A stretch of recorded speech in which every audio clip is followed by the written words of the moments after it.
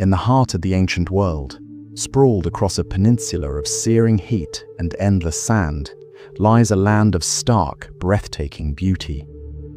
This is Arabia, a realm of extremes where life clings precariously to the edges of oases and the shadows of mountains. For millennia, its people, the Bedouin tribes, navigated this unforgiving world with a resilience born of necessity. They understood the rhythms of the sun, the whispers of the wind, and the life-giving promise of a distant well.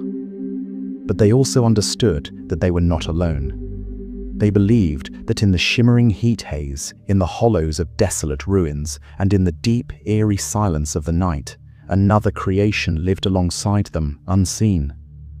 These were not gods, nor were they men. They were the jinn.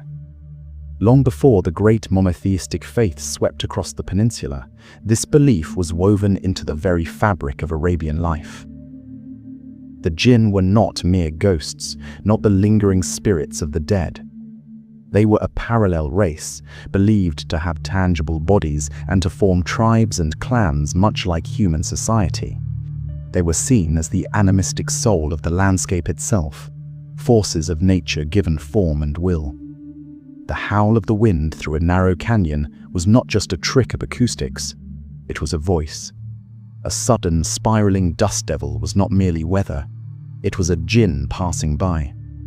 They were the explanation for the inexplicable, the sudden illness that strikes a healthy man, the maddening whisper that torments a lone traveler, the misfortune that befalls a journey without cause. In a world governed by powers both seen and unseen, the jinn were the ever-present, invisible reality that could shape the fortunes of the living. The relationship with these beings was as complex and shifting as the sands themselves. It was a life lived in a state of constant awareness, marked by a deep, instinctual fear, but also by a curious degree of reverence. The jinn were capricious. Some were seen as benign, even helpful, while others were malevolent tricksters. To survive, one had to know the rules, to understand the rituals necessary for coexistence. Travelers learned to utter charms for protection, and it was common practice to ask for permission, to say "destur" before entering a dark or abandoned place. These were not fairy tales told to frighten children. They were practical measures for navigating a world teeming with hidden powers. They were a fundamental part of the pre-Islamic cosmology, invisible neighbors whose presence demanded caution, respect, and a delicate, ongoing diplomacy. Our story begins here, in this primal landscape, where we will explore who these beings were in the oral traditions and poetry of the tribes, how they were understood as powerful shapeshifters who walked the line between the animal and human worlds, and how they inspired both terror and art. From there, we will witness their extraordinary transformation. With the advent of Islam in the 7th century, the belief in jinn was not abolished. Instead, it was absorbed, recontextualized, and redefined within a strict monotheistic framework. No longer just amoral nature spirits, the jinn were elevated into a formal, scriptural reality, becoming one of God's 3 intelligent creations, alongside angels and human beings. We will delve into the sacred texts of the Quran and the traditions of the Prophet Muhammad to understand how these beings were given new purpose, a new moral dimension, and ultimate accountability for their actions. We will meet their most famous and fearsome classifications, the mighty Ifrit, the rebellious Marid, and the flesh-eating Ghoul, and uncover the stories that gave them their power. Finally, we will follow their trail as it winds through centuries of human history. From the high theology of Islamic scholars and the fantastic tales of the Arabian Nights, to the enduring folk practices and the modern cinema screen, we will trace the astonishing resilience of this belief. It is a story of myth, faith, and the enduring human fascination with the unseen. It is the story of a presence that has haunted the human imagination for millennia, a creature of smokeless fire who continues to fascinate, frighten, and hold a mirror to our own world. To the people of pre-Islamic Arabia, The jinn were creatures of immense and terrifying power, primarily because they were masters of transformation. They were the ultimate shapeshifters, their forms as fluid and unpredictable as the desert itself. Though normally invisible, they were not incorporeal. Ancient sources held that jinn possessed tangible bodies, known as ajsam, and that they could choose to manifest in the physical world in a bewildering variety of forms. This ability made them a constant and unsettling presence. The animal that crossed your path, the stranger you met at a well, the snake that took shelter in the cool of your home, any of them could be a jinn in disguise. Their preferred forms were often those of animals, especially creatures with a chthonic reputation, beings connected to the earth and the underworld. Snakes were a particular favorite. In the ancient Near East, the snake was a deeply ambiguous symbol, representing at once healing and danger, wisdom and deceit. A snake found in one's house was therefore treated with extreme caution. It was common practice to grant it a grace period of 3 days, a formal warning to depart. If it remained after that time, it was presumed to be an ordinary animal, or perhaps an evil jinn, and could be killed. But to harm one without this warning was to risk a terrible, swift retaliation from its kin. Other forms were also common: the scorpion, the lizard, the dog, all creatures of the dust and the dark places. When a jinn chose to take on a human form, the transformation was rarely perfect. The old stories are filled with cautionary tales of men and women who interacted with a seemingly normal person, only to notice a single, telltale sign of their true, otherworldly nature. Perhaps it was the unsettling vertical slit of their pupils, like those of a cat or a snake, or a brief glimpse of a foot that was not a foot at all, but the cloven hoof of a goat. It might be a voice that held an unnatural echo, or a strength that defied human limits. These subtle imperfections were the cracks in their disguise, a chilling reminder that the person you were speaking to was something other, something ancient and powerful, merely wearing a human mask. This physical nature meant that the jinn were not invincible. Though more powerful than humans, they could be harmed and they could be killed. Oral traditions were rich with the stories of lone heroes and brave travelers who managed to slay a jinn in combat.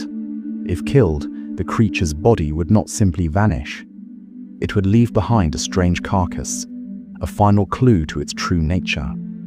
Sometimes it was the body of a great snake or a monstrous scorpion, a physical confirmation that the battle had been won against a creature from another realm. Perhaps most remarkably, the pre-Islamic Arabs did not see the jinn as a chaotic, disorganized horde of monsters.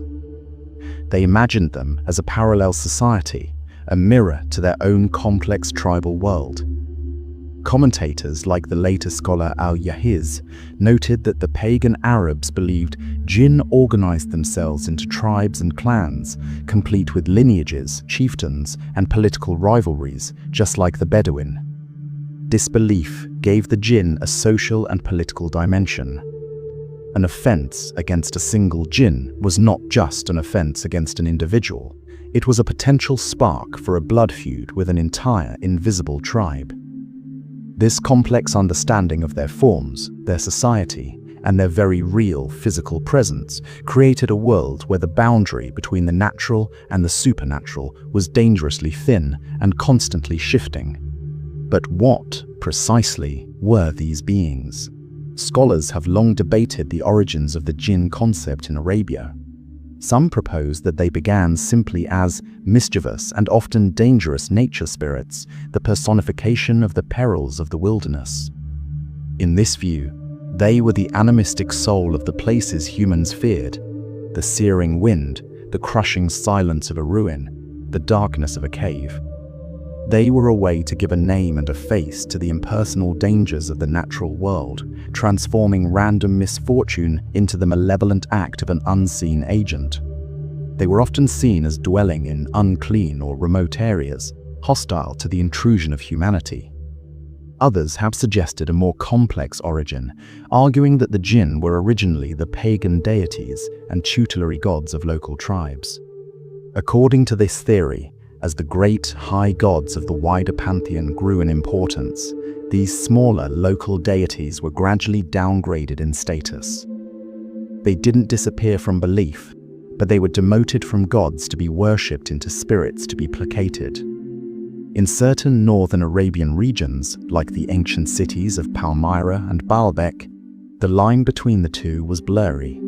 Inscriptions show that the term jinn, or its local equivalent, sometimes overlapped with the word ilah, meaning God, indicating that these beings were at times regarded as minor divinities. The 19th century historian Julius Wellhausen offered a brilliant insight into this distinction. He noted that the pre-Islamic Arabs distinguished gods from jinn not by their morality. Jinn were not necessarily evil, but by the manner in which they were worshipped. The major gods like Hubal or Al-Lat had public cults. They had temples, idols, and formal communal ceremonies. The jinn, on the other hand, were venerated privately. Their cults were personal, intimate, and often secret. An individual might leave an offering for a jinn at a particular rock or tree, seeking its favor or protection, but this was a personal act, not a public ritual. This suggests that belief in the jinn ran parallel to the more formal idol worship of the tribes. It was a deeper, more ancient layer of animistic belief, a kind of folk religion that dealt with the immediate, everyday concerns of life. When a person needed help with a matter the high gods might not handle, like finding a lost camel or cursing an enemy, they might turn to the local spirits. While the pre-Islamic Arabs did recognize a difference between these beings and the great divine powers, the lines could blur. Some jinn were seen as benevolent protectors of a specific tribe or a locale, not unlike the guardian angels of later traditions or the household gods of the Greeks. But the default stance was always one of caution. Even a friendly jinn was unpredictable, its moods as shifting as the desert wind. This complex identity, somewhere between a spirit, a demon, and a forgotten god, is what made the jinn such a powerful and enduring force in the pre-Islamic imagination. The relationship between the pre-Islamic Arabs and the jinn was therefore a delicate and often terrifying balancing act. It was a life lived with a constant awareness of these powerful, invisible neighbors, a life that required a complex set of rituals and precautions to maintain a fragile peace. The default emotion was fear, but it was a fear tempered with a degree of reverence. The jinn were capricious, their actions unpredictable. Some were seen as helpful, even kind, while others were malevolent tricksters, and one could never be certain which kind one was dealing with. To avoid incurring their wrath, people developed a rich tapestry of folk practices. Offerings and sacrifices were reportedly left at certain powerful sites: a strangely shaped rock, an ancient solitary tree in the desert, a dark cave, all in an effort to placate the local jinn who were believed to inhabit them. These were not the grand public sacrifices offered to the high gods, but small personal gifts meant to earn the favor, or at least the neutrality, of the spirit whose territory one was entering. The goal was to show respect, to acknowledge the jinn's power, and to hopefully be left alone. Travelers were particularly vulnerable. A person moving through the desolate and lonely places of the world was entering the very heart of the jinn's domain. To protect themselves, they would utter charms or hang talismans, small objects believed to have the power to ward off evil spirits, often called shayaum or devils. A traveler finding himself alone at night, far from the safety of a caravan, might draw a circle in the sand around him and recite a quick prayer or incantation. This circle was a magical barrier, a temporary sanctuary that evil jinn were believed to be unable to cross. These were not idle superstitions. They were essential survival tools for navigating a world filled with unseen dangers.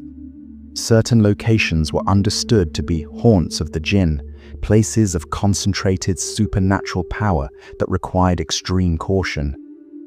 Lonely caves, ancient tombs, or a solitary tree in the vast emptiness of the desert were all considered to be potent real estate in the jinn world.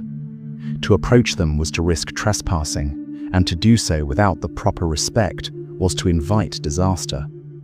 It is this belief that gave rise to one of the most enduring folk practices, the polite warning. It was common for Arabs to say, "Destur," permission, or other similar phrases when throwing wastewater, especially at night, or when entering a dark and potentially jinn-inhabited place. This was a simple courtesy, a way of announcing one's presence to any unseen spirits, ensuring one did not accidentally harm or disrespect them. The jinn were also held responsible for a wide range of human afflictions. Sudden illnesses, especially those with no visible cause, were often attributed to the touch of a jinn. Mental illness, in particular, was seen as a sign of their influence. A person suffering from madness was said to be majnun, a word whose very root is jinn, literally meaning jinn afflicted. This deep linguistic connection reveals just how intertwined these spirits were with the understanding of the human mind and body. The jinn were not just a remote, abstract threat. They were a direct and personal danger that could invade one's home, one's body, and one's very sanity. These folk practices, these small daily acts of caution and respect, show how deeply the belief in jinn was embedded in the pre-Islamic worldview, a constant and powerful presence that shaped the rhythms of daily life. But not all interactions with the jinn were born of fear. The folklore of ancient Arabia is also rich with tales of a different kind of relationship, one of inspiration, friendship, and even love. One legend, for example, tells of a jinn named Manzir who fell in love with a mortal woman named Haba. He did not seek to harm her, but instead taught her the arts of healing as a sign of his affection. Such stories presented the jinn as being capable of the full range of human-like emotions, from petty jealousy and rage to profound love and loyalty. Nowhere was this intimate connection more apparent than in the world of Arab poetry and soothsaying. It was a widely and deeply held belief that every great poet had a personal jinn, a special companion spirit, sometimes called a koren, who served as their supernatural muse. This spirit would whisper verses to the poet from beyond the human world, granting them a fluency and a power with words that seemed more than mortal. Poets themselves would sometimes acknowledge this otherworldly source of their genius. The renowned pre-Islamic poet Al-Arsha, for instance, referred to a companion named Mishal as his jinn brother, the direct source of his poetic inspiration. To have a powerful jinn muse was a mark of honor, a sign that a poet's words were not just clever, but were touched by the magic of the unseen world. This connection was not always a blessing. The story of another famous pre-Islamic poet, Thabit bin Jabir, nicknamed Ta'abata Sharan, meaning he who packed evil in his luggage, is a testament to the darker side of this relationship. He famously boasted in his poetry of encountering and slaying a female ghoul, a fearsome type of jinn, in the desert. These anecdotes, woven into the very fabric of their oral tradition, illustrate just how deeply the jinn were a part of the cultural and artistic life of the tribes. Poets took pride in these otherworldly connections, framing their creative genius as a gift, or sometimes a curse, from the realms of the jinn. This belief in jinn as keepers of hidden knowledge extended to the figure of the soothsayer or kahin. In pre-Islamic society, the kahins were powerful and respected figures. People would consult them for arbitration in disputes, for prophecies about the future, and for their connection to the unseen world. It was believed that the kahin's power came directly from a jinn who would possess him or speak through him. The kahin would enter a trance-like state and then deliver rhyming, often cryptic oracles, supposedly channeling the hidden knowledge of his spirit companion. Thus, the jinn were seen as guardians of secrets. They roamed in unseen dimensions, they could travel faster than any human, and they could hear things that mortal ears could not. In later Islamic law, this belief would evolve into the idea that jinn could eavesdrop on the conversations of angels in the heavens, stealing glimpses of divine decrees. But in the pre-Islamic world, their knowledge was more terrestrial, yet no less powerful. They were the key to unlocking the mysteries of the present and the future. And so, we see the pre-Islamic jinn in all its multifaceted complexity. It was at once a feared demon of the lonely places, a source of inspiration for the greatest art of its time, and even an occasional friend or lover to humans. The people of ancient Arabia respected the jinn as a parallel race of beings, their invisible neighbors sharing the same harsh and beautiful world. And from this deep and abiding belief, they developed a rich tapestry of myths, rituals, and practices to deal with them. It was this complex and deeply ingrained worldview that set the stage for how the new faith of Islam would later incorporate, confront, and ultimately transform the concept of the jinn forever. As the 7th century dawned, a new revelation swept out from the heart of Arabia, a spiritual and social force that would not only reshape the political map of the world, but also redraw the very landscape of the unseen. With the advent of Islam, the ancient, deeply rooted belief in the jinn was not abolished, not dismissed as a pagan superstition to be forgotten. Instead, it was confronted, absorbed, and fundamentally redefined within a strict, coherent, monotheistic framework. The wild, immoral spirits of the desert were about to be given a place in a grand cosmic drama, complete with a divine purpose, a moral compass, and the promise of eternal judgment. The jinn were being brought into the light of a new theology. The Quran, the holy book of Islam, speaks of the jinn frequently, not as a strange new concept to be explained, but as a simple, accepted reality, assuming its audience is already intimately familiar with these beings. In Islamic theology, they are affirmed as one of the 3 intelligent creations of God, distinct from both humans and angels. The Quran explicitly states the hierarchy of their creation. Humans were made from clay, and angels, according to later traditions, were made from pure light. But the jinn, the scripture says, we created before from a smokeless fire. This poetic phrase, marij min nar, describes a substance of pure, scorching heat, a subtle fire without the earthly impurity of smoke. This fiery nature is the very essence of their being. It is the source of their power, their passion, and their unique place in the cosmos, a state between the material form of humanity and the ethereal form of angels. This shared status as intelligent creations brought with it a profound and revolutionary new purpose. The pre-Islamic jinn were forces of nature, their actions as meaningless as a storm or an earthquake. But Islam gave them a reason to exist. In a pivotal verse, the Quran declares, "And I did not create the jinn and mankind except to worship me." For the first time, the jinn were placed on the same spiritual plane as human beings. They were moral, sentient beings, endowed with free will, the ability to choose between obedience and rebellion, between faith and disbelief. They would be held accountable for their choices on the Day of Judgment, destined for the same paradise or the same punishment as their human counterparts. Islam had elevated the jinn from a shadowy folk belief into an integral part of its cosmology.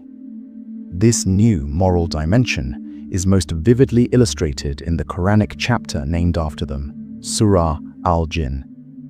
The chapter recounts the story of a group of jinn who, while traveling, happened to overhear the Prophet Muhammad reciting the Quran.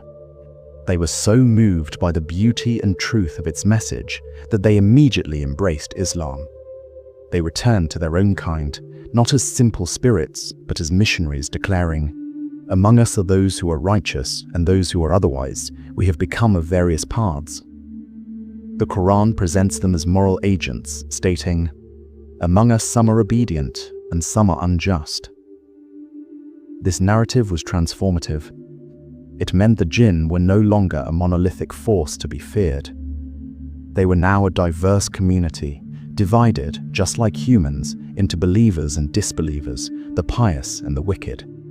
The Prophet Muhammad was not just a messenger to humanity, he was a messenger to all beings with free will, both mankind and jinn kind.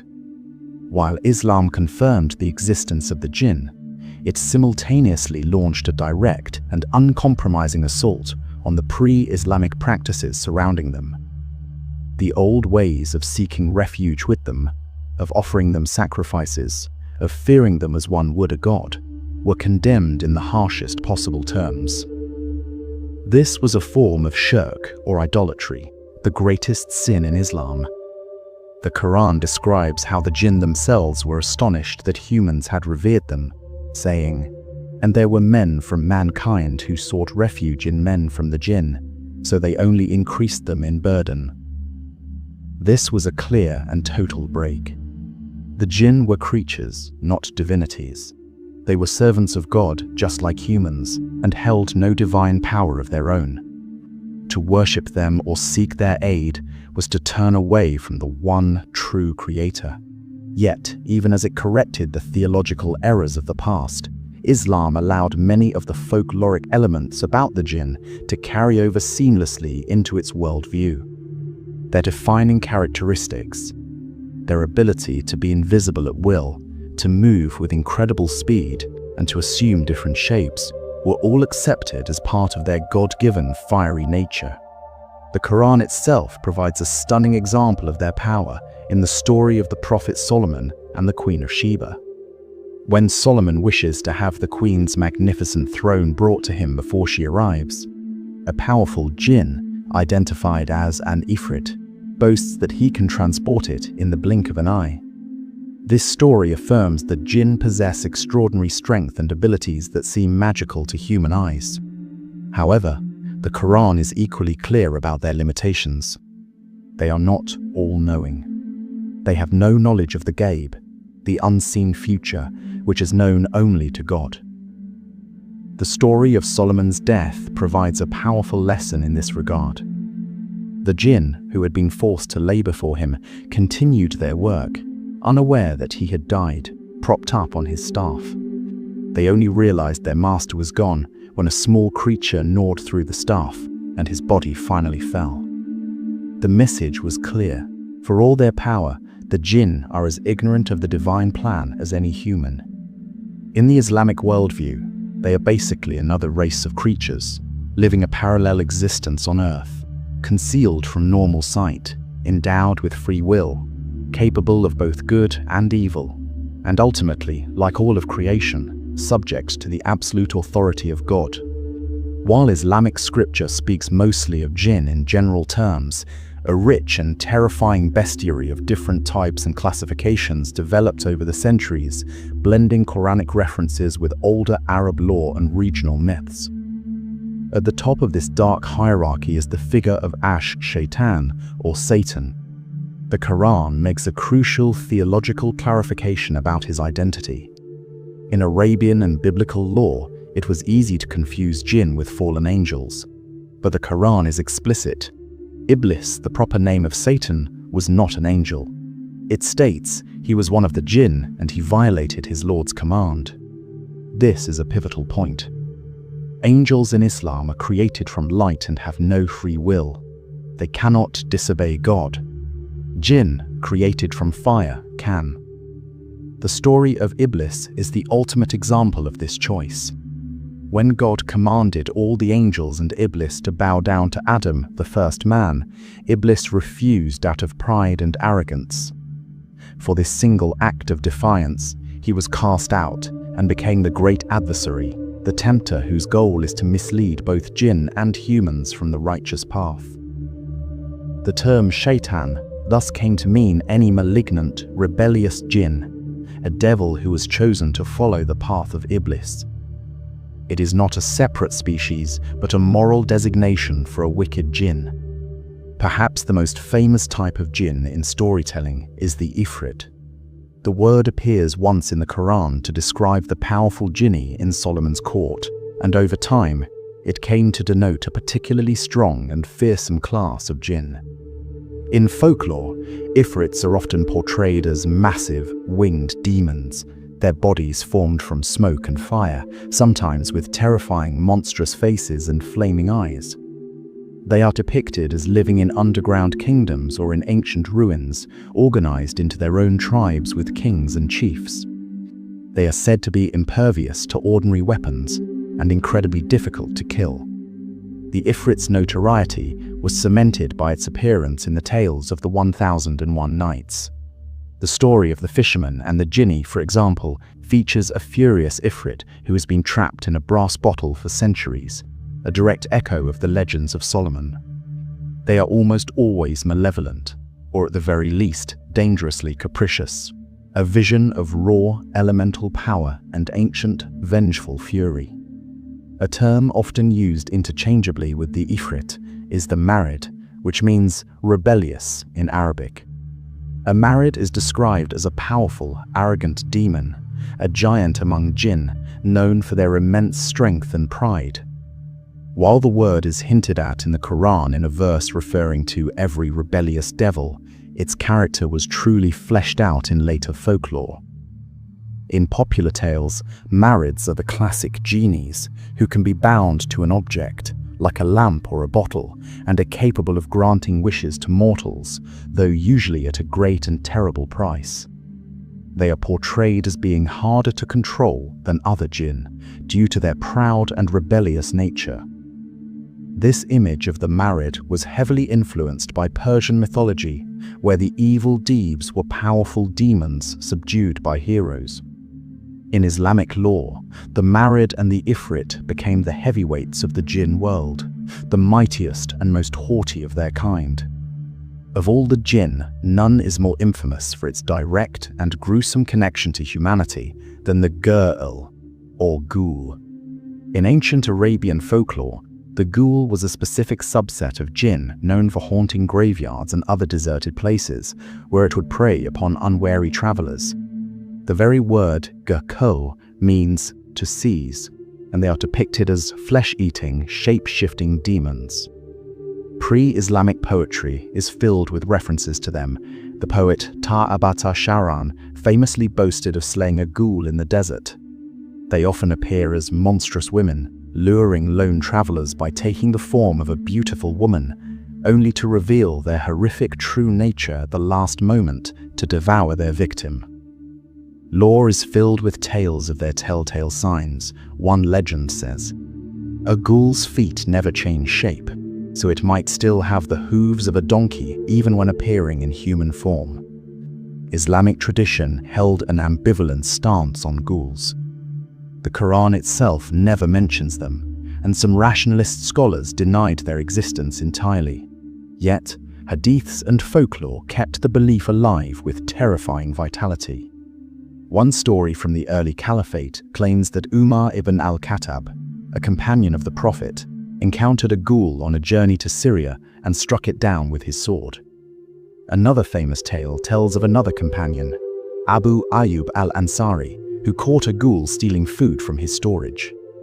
The ghoul, a female jinn, pleaded for her life, and, in exchange for her freedom, taught him a protective verse from the Quran to ward off her kind. When he recounted this to the Prophet Muhammad, the Prophet confirmed, "She told the truth, though she is a liar." This fascinating comment suggests that even the most deceptive of jinn can speak the truth when it serves them. Over time, in the Islamic imagination, the ghoul became just another name for a particularly vicious and evil type of jinn, a monstrous predator representing the most frightening and cannibalistic aspect of the unseen world. A close relative of the ghoul in Arabian folklore is the silah. Early texts sometimes used the terms interchangeably, but later distinctions arose. A silah is generally described as a witch-like female jinn, a jinniyah who is an expert shapeshifter and a deadly seductress. Unlike ghouls, who might take many forms, the silah was often said to appear as an enchantingly beautiful woman, luring men into marriage or a dangerous affair, only to eventually betray or kill them. They became a byword for the treacherous femme fatale, a cautionary tale about the dangers of supernatural beauty. Legends claim they could be identified by subtle animal features they could not hide, like cat-like eyes or a forked tongue. There is even an Arabian legend about a tribe called the Banu Silat, who were supposedly the offspring of a union between a human man and a Sila, their children possessing strange hybrid qualities. These tales reflect a deep-seated belief that jinn and humans could, at least in myth, interbreed. The Sila, along with the ghoul, represents the archetypal enchantress and the monstrous feminine in the folklore of the jinn. Of all the figures in Islamic tradition, none is more famously and powerfully associated with the jinn than the Prophet Solomon or Suleiman. Building on Jewish traditions of a king with a magical seal ring that could control demons, the Quran and later Islamic law portray Solomon as a prophet who was granted a unique and miraculous gift by God, dominion over the jinn. The Quran states, "And there were gathered before Solomon his armies of jinn, men and birds." He could understand their languages and command them to do his bidding. This was not a power Solomon achieved through magic. It was a divine authority, a sign of his status as a prophet and a king. The stories of his reign are filled with incredible accounts of the jinn's service. They worked for him as master builders and craftsmen, forging fantastic works in copper and iron. Islamic legend credits them with the construction of Solomon's temple in Jerusalem, a feat of impossible engineering accomplished through their supernatural strength. They were his divers, plunging to the bottom of the sea to mine for gems and bring him exotic treasures. They were his messengers, his laborers, his army. The Quran uses Solomon's story in part to show that even the greatest human king ruled only by God's permission, and that such incredible forces could only be harnessed through a divine gift, not through human sorcery. Islamic legend expands greatly on these scriptural hints. A famous tale recounts how Solomon possessed a brass vessel, or many of them, in which he would imprison rebellious jinn, sealing the vessel with the name of God and casting them into the sea. This is the direct origin of the genie in a bottle trope, immortalized in the Arabian Nights. This power also extended to the most evil of their kind, the shayatin, the devils. Solomon kept them in check, forcing their power to serve the cause of righteousness. Another legendary episode involves Solomon's encounter with the Queen of Sheba, known as Bilqis. Later folklore gave this story a jinn twist, with rumors that Bilqis herself had jinn lineage, evidenced by supposedly hairy or hoof-like feet. The story demonstrates how even human historical figures could become entangled in the lore of the jinn. But the most profound story is of Solomon's final days. Late in his reign, a shape-shifting jinn is said to have stolen his ring of power and usurped his throne, forcing Solomon into a period of exile until he could recover his kingdom. It is a cautionary tale, a reminder that Solomon's control was a gift that could be withdrawn, and that even the great master of the jinn was not immune to their cunning if God willed it. Solomon's story is the ultimate chapter in the human-jinn relationship, a golden age where these powerful, fiery beings were, for a time, brought under the command of a single, righteous human king, a powerful symbol of divinely ordered control over the chaotic forces of the unseen world. The legacy of Solomon was a story of ultimate control, a golden age where the chaotic power of the jinn was brought to heel by a single, divinely appointed king. But Solomon was a miracle, a singular event in human history. For ordinary people, for the farmers, merchants, and families living in the centuries that followed, the relationship with the jinn was not one of command, but of a precarious and often terrifying coexistence. The jinn were not a distant myth. They were a daily reality, their presence woven into the fabric of home, health, and the hidden landscape of the human mind. The grand cosmic drama of their creation was mirrored in the small, intimate dramas of human interaction, a relationship that ran the full gamut from hostile possession to whispered inspiration, from outright conflict to a strange and secret love. Perhaps the most dramatic and feared of all these interactions is possession, the belief that a jinn can enter and take control of a human body. This is a conviction found in cultures across the globe, but in the Islamic world, it took on a specific and deeply theological dimension. When a person's behavior changed suddenly and inexplicitly, when they began speaking in strange voices, exhibiting knowledge they should not have, or displaying a violent aversion to prayer and Holy Scripture, the diagnosis was often demonic possession.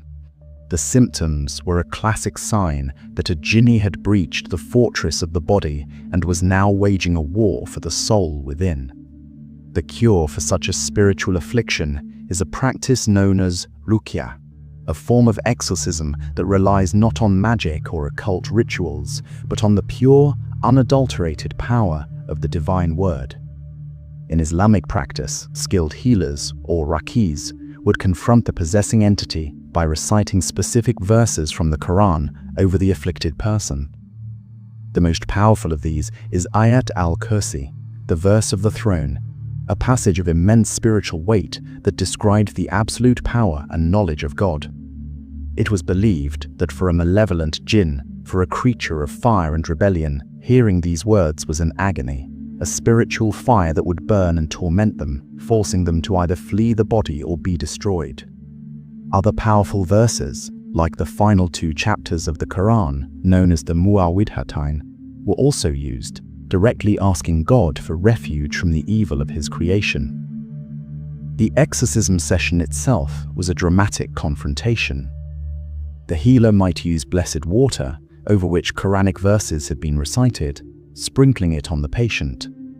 They might use aromatic smoke, like incense, to irritate the jinn and force it out.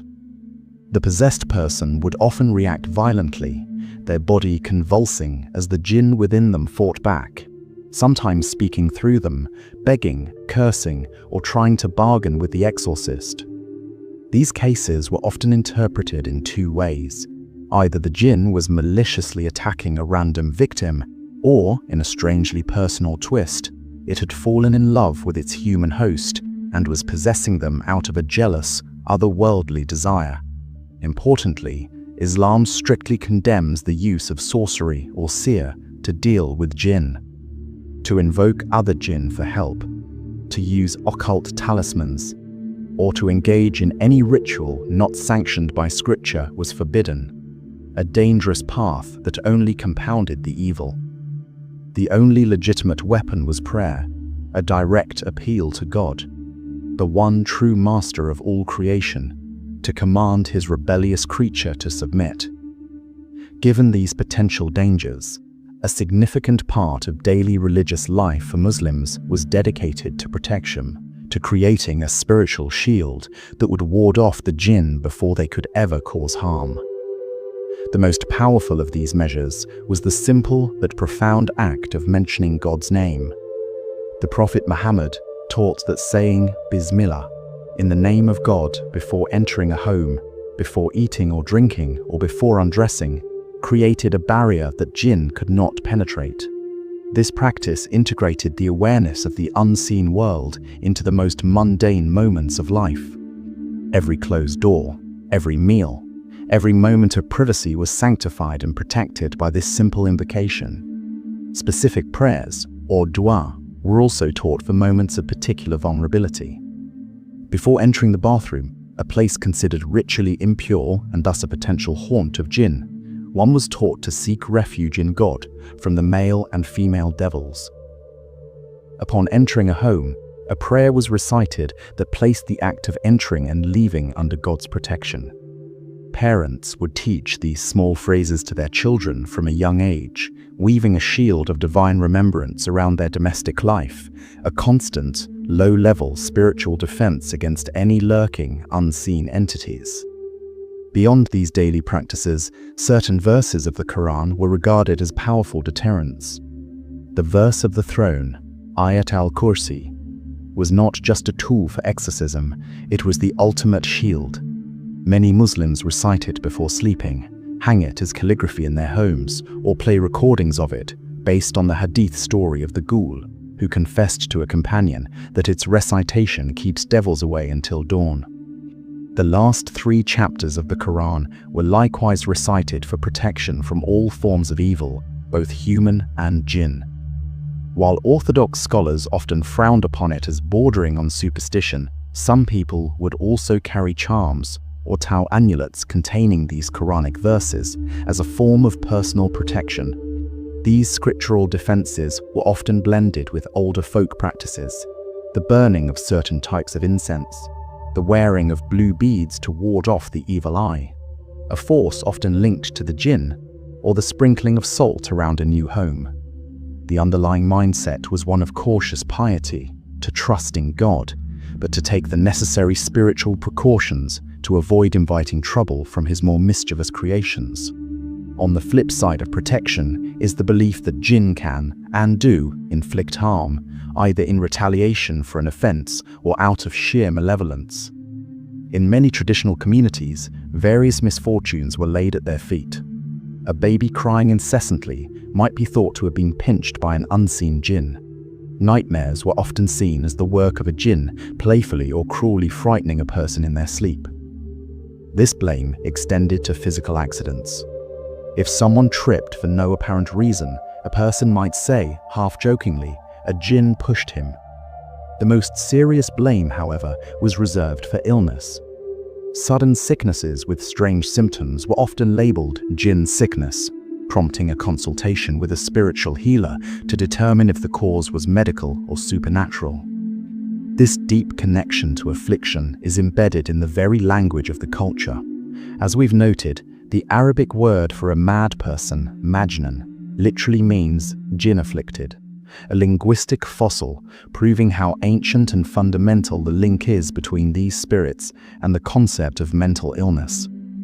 For centuries, what we would now diagnose as a range of psychological conditions was seen as either outright possession or at least an obsession, a state where a jinn constantly whispers madness into a person's mind.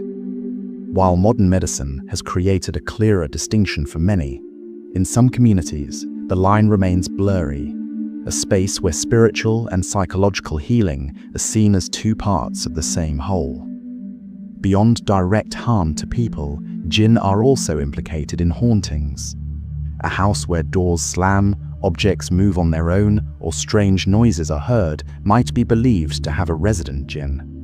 This is especially true if the house is old, empty, or built on a site with a dark history, aligning with the jinn's known love for ruins and desolate places.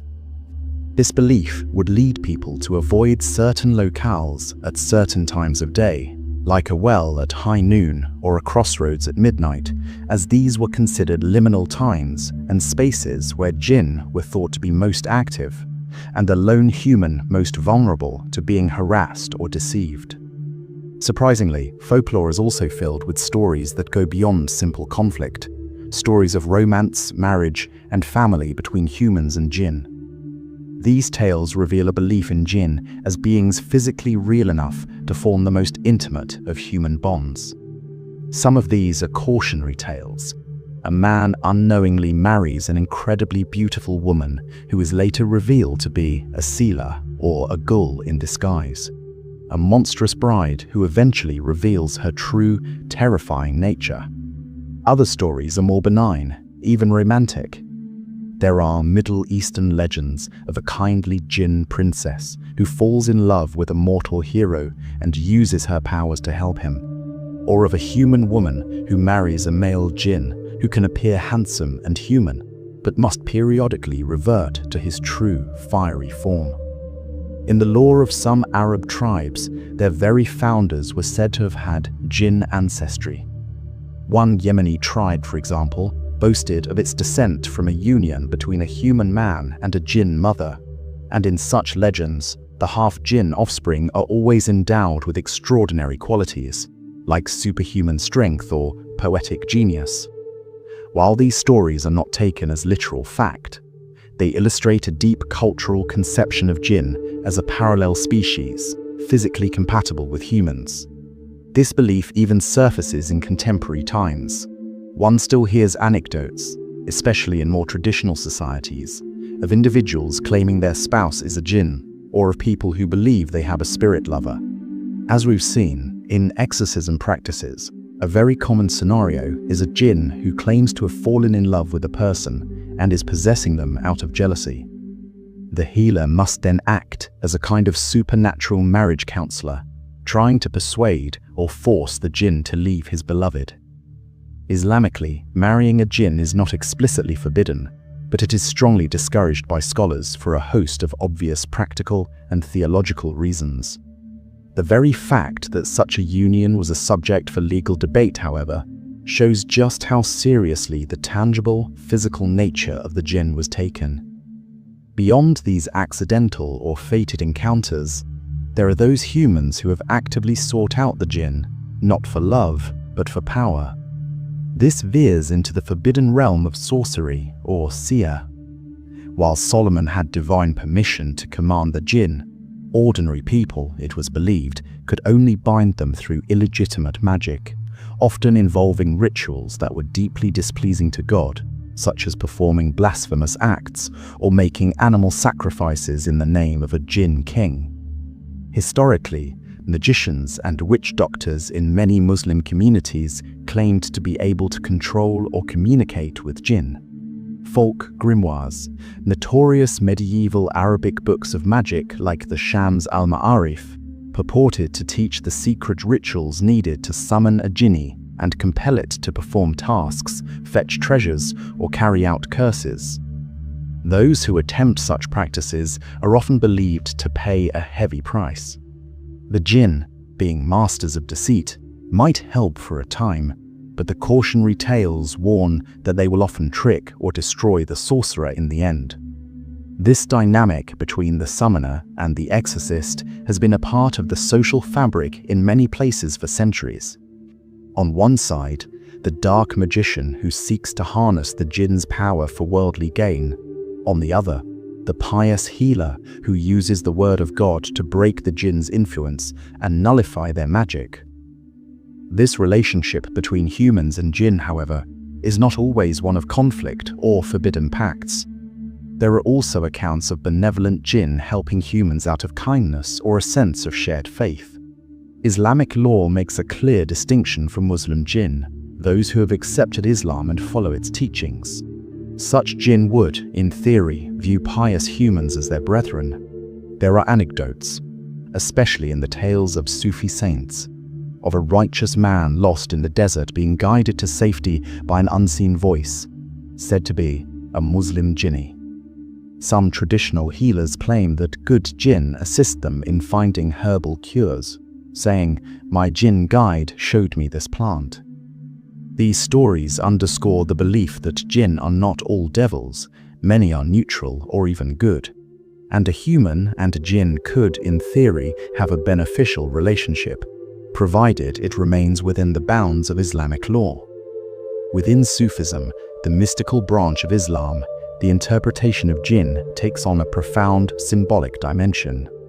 While Sufi masters and writers fully acknowledge the literal existence of jinn as real creatures, they were not central to their cosmology in the same way as the human relationship with God. Instead, Sufis often use the language of jinn and devils as a powerful metaphor for the inner landscape of the soul.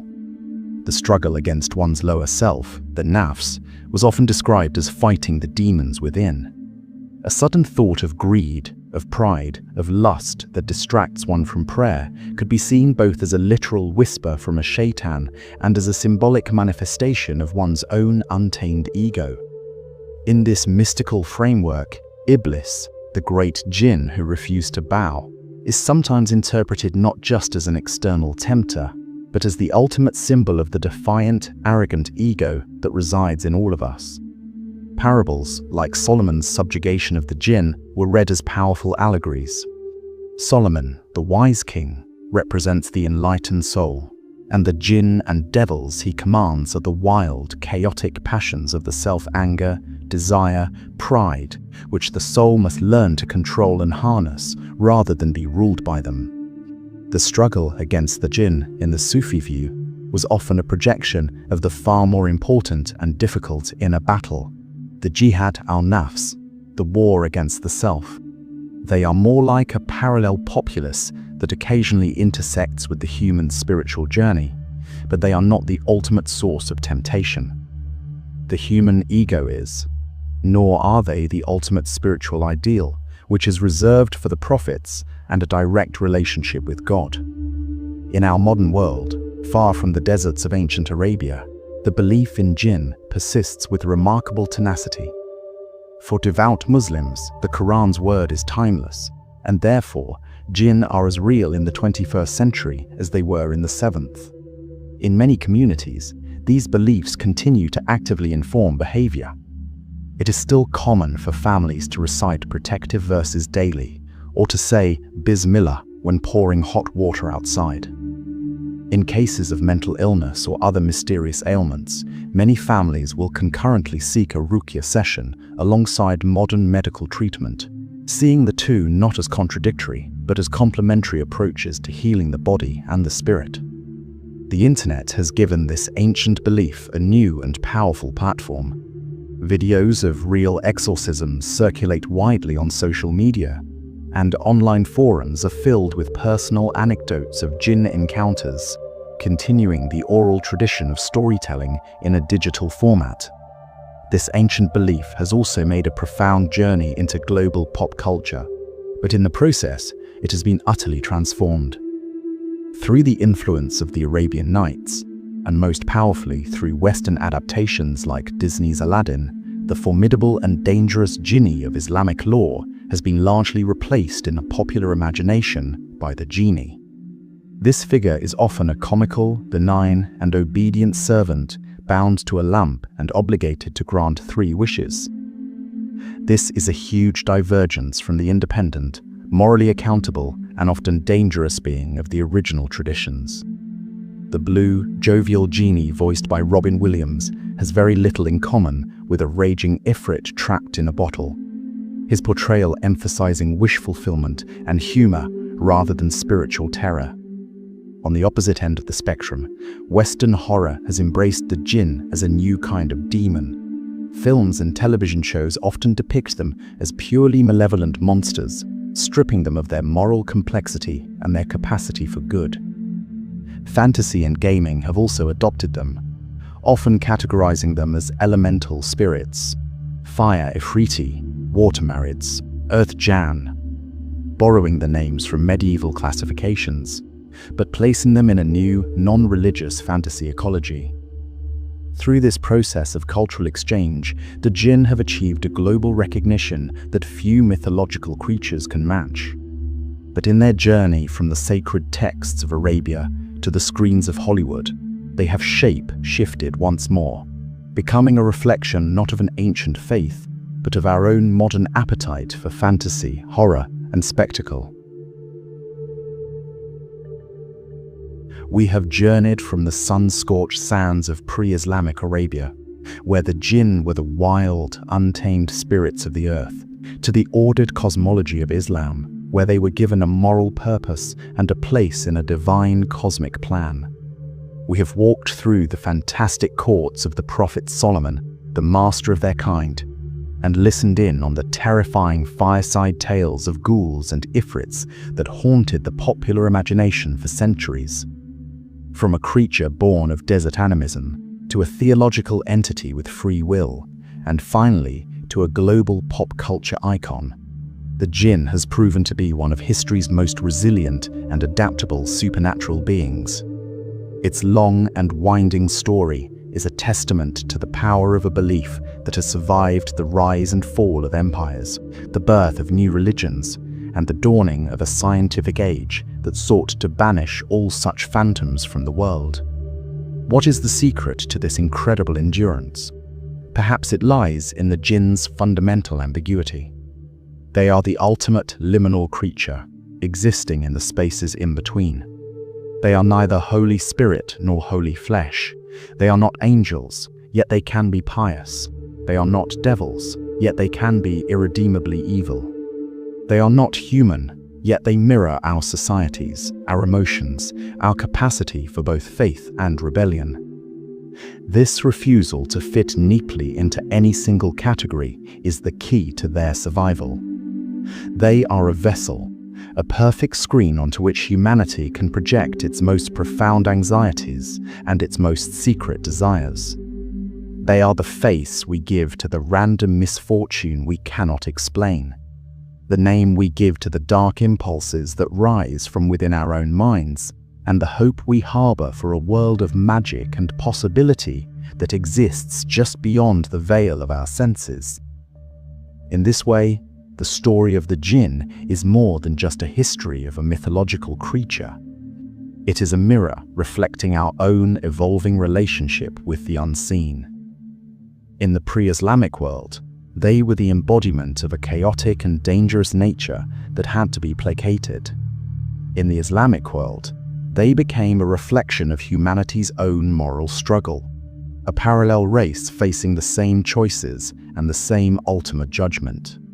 And in our modern, secular world, their transformation into the wish-granting genie or the generic horror movie demon reflects our own contemporary relationship with the supernatural, a force to be either commodified for our entertainment or stripped of all nuance to serve a simple, terrifying narrative. In every era, the Djinn transforms, not because it is fickle, but because we are.